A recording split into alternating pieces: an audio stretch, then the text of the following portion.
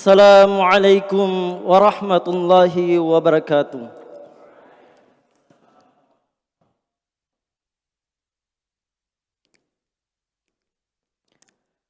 Innal hamdalillah nahmaduhu wa nasta'inu wa nastaghfiruh wa na'udzu billahi min shururi anfusina wa sayyiati a'malina. May yahdihillahu fala mudhillalah wa may yudlil fala hadiyalah. Ashhadu an la ilaha illallah wahdahu la syarikalah wa ashhadu anna Muhammadan abduhu wa rasuluh. Qala Allah Ta'ala fi kitabil karim, a'udzu billahi minasy syaithanir rajim. Ya ayyuhalladzina amanu taqullaha haqqa tuqatih wa la tamutunna illa wa antum muslimun. Ya ayyuhan nas suttaqu rabbakumul ladzi khalaqakum min nafsin wahidah wa khalaqa minha zawjaha wa batha minhuma rijalan katsiran wa nisaa'a wattaqullaha alladzi tasaaluna bihi wal arham innallaha kana 'alaikum raqiba. Ya ayyuhalladzina amanu taqullaha wa qulu qawlan sadida yuslih lakum a'malakum wa yaghfir lakum dhunubakum wa may yuti'illaha wa rasulahu faqad faza fawzan 'azima. Jemaah sidang Jumat yang dirahmati oleh Allah Subhanahu wa taala. Segala puji bagi Allah Subhanahu wa taala telah memberikan nikmat kesehatan, nikmat iman, sehingga Allah Subhanahu wa taala memudahkan langkah kaki kita ke masjid ini guna untuk mengerjakan salat Jumat berjamaah. Dan tak lupa pula selawat serta salam kita haturkan kepada junjungan Nabi besar kita, Nabi Allah, Nabi Muhammad sallallahu alaihi wasallam. Jemaah Jumat yang dirahmati oleh Allah Subhanahu wa taala, perlu kita ketahui bahwasanya Allah Subhanahu wa taala menciptakan kita di muka bumi ini dengan tujuan untuk beribadah kepadanya. Sebagaimana Allah Subhanahu wa taala berfirman, "Wa ma khalaqatul jinna wal insa illa liya'budun." Tidaklah aku menciptakan jin dan manusia kecuali agar mereka beribadah kepadaku. Jemaah sekalian yang dirahmati oleh Allah Subhanahu wa taala, tidak akan terwujudnya suatu ibadah kepada Allah tidak akan terwujudnya beribadah kepada Allah secara ikhlas, secara sesuai dengan tuntunan Allah Subhanahu wa taala dan Rasulnya, kecuali kita harus mengetahui 4 landasan, yaitu yang pertama adalah mengilmui. Ilmu di sini harus kita mengetahui Allah, mengetahui nabinya, dan mengetahui agama beserta dalilnya. Bagaimana kita mengetahui Allah Subhanahu wa taala? Ada 2 yang perlu kita ketahui, yaitu dengan ayat-ayatnya, dengan ciptaannya. Dengan ayatnya yaitu adanya malam dan siang, adanya bulan dan bintang. Dan dari ciptaannya adalah Allah Subhanahu wa taala menciptakan langit 7 lapis, di dalamnya ada seluruh makhluk. Dan kedua, Allah menciptakan bumi 7 lapis, di dalamnya ada makhluk di antara keduanya. Sebagaimana Allah Subhanahu wa taala berfirman,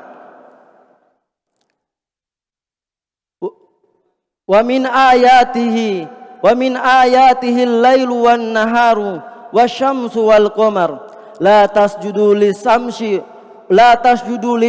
wala lil qamar wasjudu lillahi alladzi khalaqahunna in kuntum iyyahu ta'budun.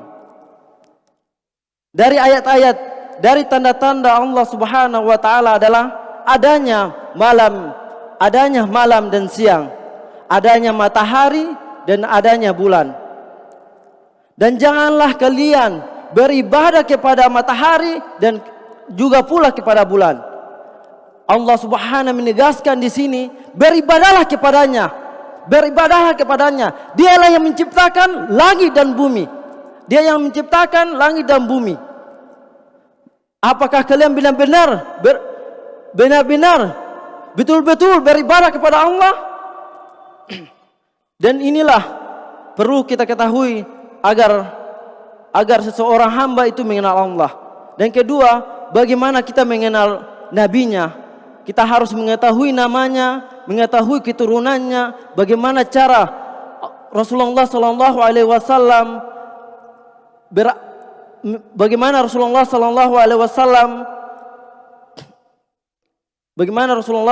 wasallam mengerjakan suatu amalan sesuai dengan tuntunan Allah Subhanahu wa taala. Ketiga adalah mengetahui agamanya berserta dalilnya, yaitu Islam adalah berserah diri kepada Allah dan mentauhidkannya dan tunduk dan taat kepadanya, beserta berlepas diri dari kesyirikan dan orang yang melakukan kesyirikan.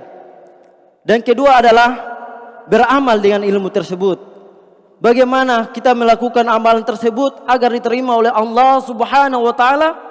Perlu kita ketahui bahwasanya amalan tersebut tidak akan diterima oleh Allah Subhanahu wa taala kecuali terpenuhi dua syarat, yaitu ikhlas dan kedua adalah mutaba'ah. Dan jika kita mengerjakan suatu amalan sesuai dengan sunnah Rasulullah sallallahu alaihi wasallam tapi tidak ikhlas karena Allah Subhanahu wa taala, maka amalan tersebut tidak akan diterima. Begitu pula apabila kita mengerjakan suatu amalan sesuai dengan tuntunan suatu amalan tapi tidak sesuai tuntunan Rasulullah sallallahu alaihi wasallam, perlu Anda ketahui amalan tersebut juga tidak diterima. Sebagaimana Rasulullah sallallahu alaihi wasallam bersabda, "Man 'amila 'amalan laisa 'alaihi amruna fahuwa raddun." Barang siapa melakukan suatu amalan yang tidak ada landasannya dari kami, maka amalan tersebut tidak akan diterima. Amalan tersebut akan ditolak oleh Allah Subhanahu wa taala. Dan ketiga adalah perlu Anda ketahui adalah berdakwah dengannya. Setelah kita mengilmuinya dan kita beramal dengannya, perlu kita ketahui kita berdakwah dengan apa yang kita dapatkan. Dan ketahuilah, perlu kita ketahui bahwasanya hendaknya kita berdakwah itu harus secara hikmah agar manusia itu menerimanya apa yang kita dakwakan. Karena jika kita sudah berusaha untuk mendakwakan apa yang kita dapatkan kepada manusia, setelah itu mereka tidak menerima, maka itulah takdir Allah Subhanahu wa taala. Sebagaimana Allah Subhanahu wa taala berfirman, "Innaka la tahdi man ahbabta walakinallaha yahdi man yasha." Dan ketahuilah bahwasanya kita tidak bisa memberi hidayah kepada orang yang kita cintai kecuali Allah Subhanahu wa taala memberi hidayah kepada siapa yang dikehendaki. Dan keempat adalah bersabar di dalam gangguan. Setelah kita berilmu, beramal dengannya dan berdakwah di jalannya, maka ketahuilah kita harus bersabar di dalam hal tiga landasan yang sebelumnya.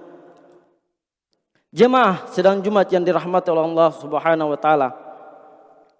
Allah Subhanahu wa taala berfirman, "Wal 'asr, innal insana lafi khusr, illa alladhina amanu wa 'amilus solihati wa tawasaw bil haqqi wa tawasaw bis sabar." Yang artinya, dan demi masa, wal 'asr, demi masa. Innal insana lafi khusr. Sesungguhnya manusia itu benar-benar rugi.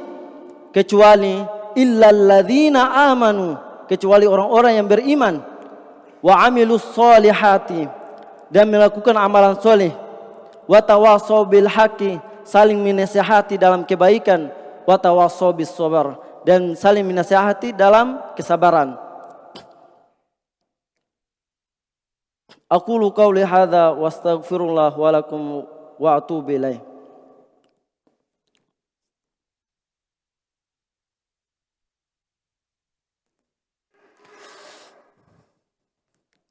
Alhamdulillah hamdan katsiran thayyiban mubarakan fih.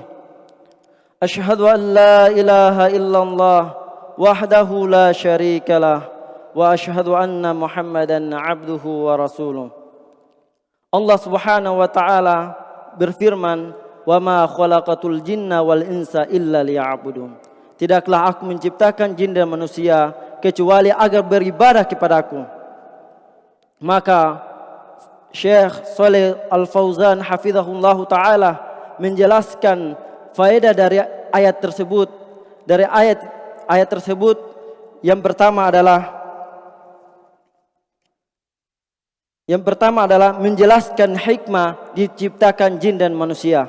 Dan kedua adalah bahwasanya yang mencipta itu yang berhak diibadahi selain yang tidak mencipta. Sebagaimana Ibnu Katsir rahimahullahu taala berkata, "Al-khaliqu li hadhihi al-asya wa huwa al-mustahaqqu lil ibadah." Huwa al-mustahaqqu lil ibadah. Dan yang mencipta itu yang berhak, yang mencipta sesuatu itu yang berhak dia diibadahi. Dan faedah yang ketiga adalah wajib mengesahkan Allah di dalam ibadah. Subhanakallahumma bihamdi asyhadu an la ilaha illa anta astaghfiruka wa atubu ilaik.